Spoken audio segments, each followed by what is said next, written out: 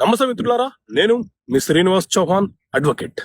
మిత్రులారా, ఏదైనా ఒక కేసు న్యాయస్థానంలో ఫైల్ చేసిన తర్వాత విచారణ అంతా జరిగిన తర్వాత డిగ్రీలో జడ్జిమెంట్ లో క్లర్కికల్ మిస్టేక్స్ జరిగితే వాటిని తిరిగి సవరణ చేసుకునే వెసులుబాటు అవకాశం మనకు ఉంటుందా? సో మిత్రులారా, రీసెంట్ గా ఆంధ్రప్రదేశ్ హైకోర్టు ఒక కేసులో తీర్పునివ్వడం జరిగింది.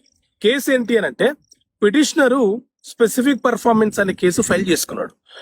కేసు ఫైల్ చేసుకున్న తర్వాత ట్రయల్ అంతా అయిపోయిన తర్వాత ప్రొసీడింగ్ అంతా కంప్లీట్ అయిపోయిన తర్వాత అతనికి ఫేవర్ గా డిగ్రీ జడ్జిమెంట్ వచ్చింది. అయితే ఆ డిగ్రీలో సర్వే నెంబర్ ఏదైతే ఉందో ఆ సర్వే నెంబరు టైపికల్ మిస్టేక్ జరిగింది.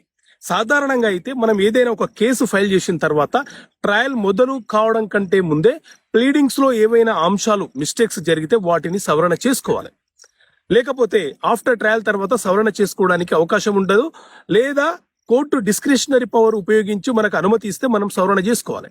కానీ రీసెంట్ గా Andhra Pradesh high court CRP number 2367 of 2017 లో ఏవైనా టైపికల్ మిస్టేక్స్, క్లర్కికల్ మిస్టేక్స్ జరిగితే న్యాయస్థానం ఇచ్చినటువంటి డిగ్రీలో జరిగే క్లర్కికల్ మిస్టేక్స్ ఏవైతే ఉన్నాయో వాటిని కూడా సవరణ చేసే అధికారము న్యాయస్థానానికి ఉంటుంది. అండర్ ద సెక్షన్ CPC 152 ప్రకారంగా సవరణ చేయొచ్చు అని చెప్పి తీర్పునివ్వడం జరిగింది.